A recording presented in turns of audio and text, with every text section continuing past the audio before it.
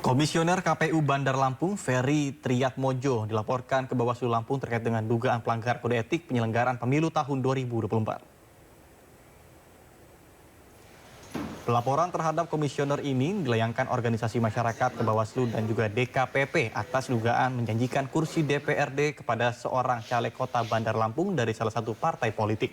Selain menjanjikan kursi DPRD, oknum komisioner KPU Bandar Lampung juga diduga meminta uang senilai 530 juta rupiah.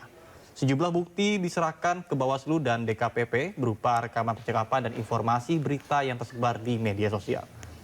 Bawaslu Lampung akan melakukan kajian terhadap laporan untuk kemudian direkomendasikan ke pihak Dewan Kehormatan Pengawas Pemilu.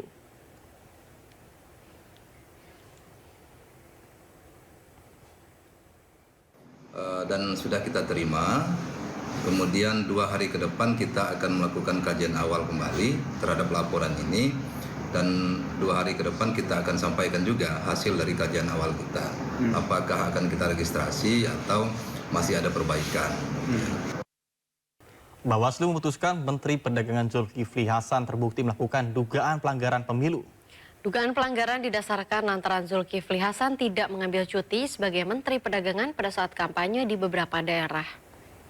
Menimbang bahwa Bawaslu terhadap hasil pemeriksaan mengambil kesimpulan sebagai berikut.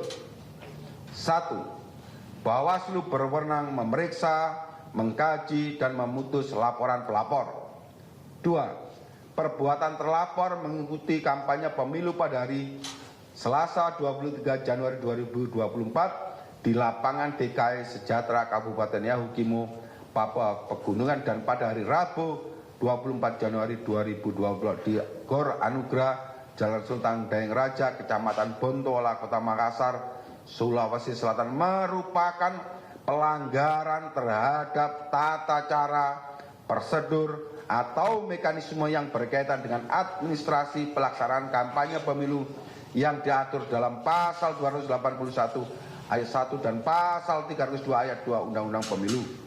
Mengingat Undang-Undang Nomor 7 Tahun 2017 tentang Pemilihan Umum dan Peraturan Badan Pengawas Pemilihan Umum Nomor 8 Tahun 2022 tentang penyelesaian pelanggaran administrasi pemilu.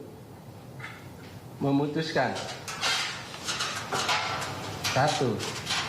Menyatakan terlapor terbukti secara sah dan meyakinkan melakukan pelanggaran administrasi pemilu.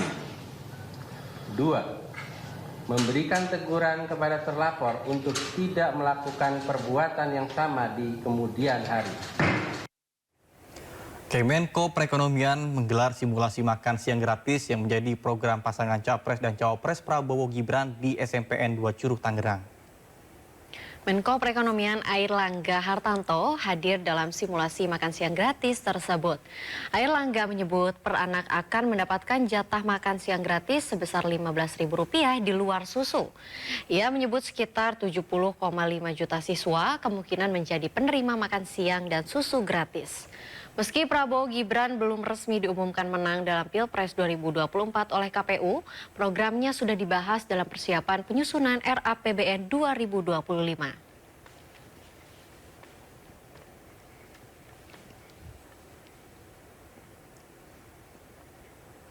Sementara Presiden Joko Widodo membantah sidang kabinet di Istana Negara Senin lalu membahas program makan siang gratis Prabowo Gibran.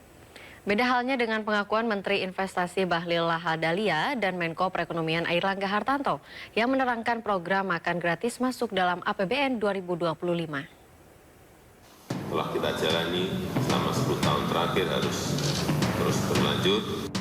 Presiden Joko Widodo membantah sidang kabinet di Istana Negara Senin lalu membahas program makan siang gratis Prabowo Subianto Gibran Rakabuming Raka. Bantahan itu disampaikan Jokowi selepas membuka rapat pimpinan TNI Polri di Gor Ahmad Yani, Markas Besar TNI Cilangkap, Jakarta. Begitu Pak, belum ada keputusan. Dalam sidang KP Paripurna saya sampaikan bahwa program Presiden terpilih harus sudah dimasukkan dalam rencana anggaran 2025 supaya Presiden terpilih menjadi lebih cepat dan lebih mudah dalam nanti penganggaran, tidak kembali lagi mengajukan anggaran kepada DPR. Jadi inilah yang disampaikan di dalam rapat paripurna kemarin. Meski Presiden membantah, namun Menteri Investasi Bahlil Lahadalia dan Menko Perekonomian Erlangga Hartanto yang turut hadir dalam rapat kabinet mengaku program makan siang gratis Prabowo Gibran dibahas dalam rapat kabinet. Membahas tentang program-program prioritas Pak Prabowo, termasuk dalamnya adalah makan siang tahap awal. Ada prioritas. Tentu prioritas itu nanti akan dibahas teknis dalam bentuk angka. Jadi berapa yang kita siapkan untuk tahap pertama yang terdiri dari balita, kemudian ibu hamil, dan juga untuk wilayah tertentu, misalnya tahapannya sampai SMP, kemudian daerahnya yang stunting tinggi, miskin. Hingga saat ini, proses perhitungan suara oleh KPU masih berlangsung. Namun, program makan siang gratis Prabowo Gibran sudah masuk dalam APBN 2025. Tim Liputan iNews melaporkan. Yayasan Lembaga Bantuan Hukum Indonesia bersama Koalisi Masyarakat Sipil mengecam keras pemberian pangkat kehormatan oleh Presiden Joko Widodo kepada Menteri Pertahanan Prabowo Subianto. YLBHI menegaskan pemberian pangkat kehormatan kepada Prabowo bertentangan dengan nawacita Presiden Joko Widodo untuk menuntaskan kasus pelanggaran HAM di masa lalu. Selain itu, penyematan jenderal kehormatan dinilai YLBHI dan Masyarakat Koalisi Masyarakat Sipil mengkhianati reformasi dan menambah dalam luka para korban dari keluarga korban penculikan reformasi 1998. Bahwa ini tentu sangat bertentangan dengan janji Pak Jokowi di Nawacita, di mana dia akan menuntaskan dugaan pelanggaran HAM berat masa lalu. Ini juga bertentangan dengan semangat serta pengakuan dan penyesalan Presiden Jokowi terhadap 12 peristiwa pelanggaran HAM berat, di mana salah satunya adalah peristiwa penculikan aktivis, yang dimana kita tahu bersama bahwa keputusan Dewan Kehormatan Perwira tahun 98 memutuskan menyatakan bahwa Prabowo terlibat dalam kasus penculikan gitu.